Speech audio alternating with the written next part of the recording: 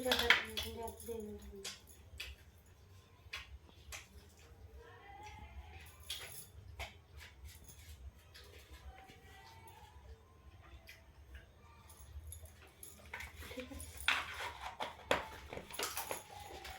कहानी पढ़ने में पूरी जो करवा चौथ में या की है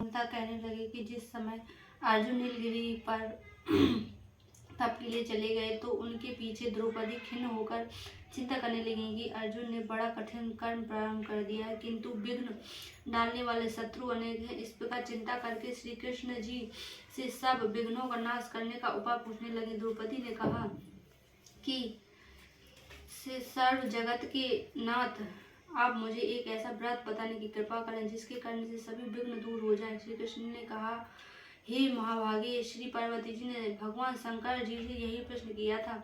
तब श्री शंकर जी ने पार्वती जी से जो कहा था, हे बाराराही, वही करक चतुर्थी नाम का व्रत मैं तुमसे कहता हूँ, तुम ध्यान पूर्वक सुनो, यह सब प्रकार के विघ्नों का नाश करने वाला है। श्री पार्वती जी ने कहा कि हे भगवान, वह करक चतुर्थी का व्रत कैसे किया जाता है तथा उसका विधान क्या है? क्या पहले भी उस व्रत को किसी ने किया है?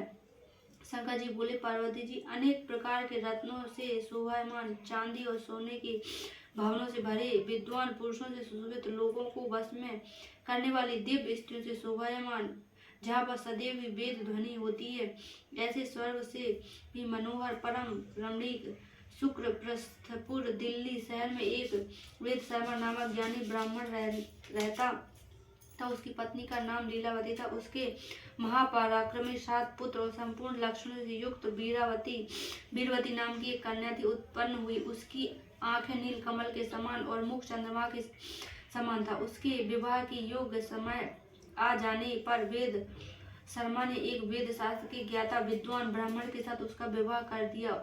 इसके पश्चात वीरवती ने अपने भाइयों की पत्नियों भौजाइयों समेत गौरी का व्रत किया। फिर कार्तिक गणेश चतुर्थी के दिन तपोपवास कर सायंकाल में स्नान कर सभी ने भक्ति भाव से वट वृक्ष का चित्र बनाकर उसके नीचे शंकर जी, गणेश जी और स्वामी कार्तिकेय के साथ पार्वती जी का चित्र बनाया और ओम नमः शिवाय इस मंत्र से गंध पुष्प अक्षादि से गौरी का पूजन किया। फिर गणेश जी तथा सदानंद का अलग अलग पूजन करते हुए पकवान अक्षत दीप से युक्त 10 करवा और गेहूं के पिसान और गुड़ से बने हुए पकवान तथा और भी अनेक प्रकार के फलादि भोज्य पदार्थों का अर्पण करके अर्घ देने के लिए चंद्रोदय की प्रतीक्षा करने लगी।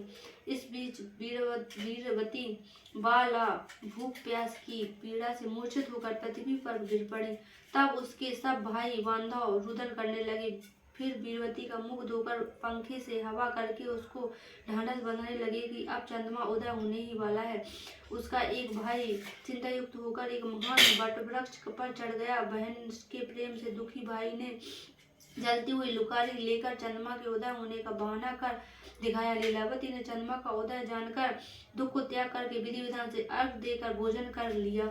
इस प्रकार व्रत के दूषित हो जाने के कारण उसका पति मर गया। तब वीरवती ने अपने पति को मरा हुआ देखकर पुनः शिव जी का पूजन कर वर्ष एक निराहार रहकर किया। वर्ष के समाप्त होने पर गणेश चतुर्थी का व्रत उसकी भौजाइयों ने किया। वीरवती ने भी पूर्व विधान से व्रत किया। उस दिन देव कन्याओं के साथ इंद्राणी वहां करक चतुर्थी का व्रत करने के लिए स्वयं स्वर्ग से वीरवती के पास आई। तब वीरवती ने इंद्राणी से सब बातें पूछी। वीरवती ने कहा कि मैं करक चतुर्थी का व्रत करके अपने पति के घर आई तो मेरे पति मृत्यु को प्राप्त हो चुके थे। मैं नहीं जानती कि किस पाप के कर्म से मुझको यह फल मिला है। ये मातेश्वरी, हमारे भाग्य से आप यहाँ आ गई हैं, तो मेरे पति को जीवित करके मुझे पर कृपा कीजिए। इंद्राणी ने कहा कि शुभ्रे, गत वर्ष को जो तुमने अपने पति के पिता के घर में करक चतुर्थी का व्रत किया था, तो बिना चंद्रमा के उदय हुए ही तुमने अर्घ दे दिया था। इसी से व्रत दूषित हो गया और तुम्हारा पति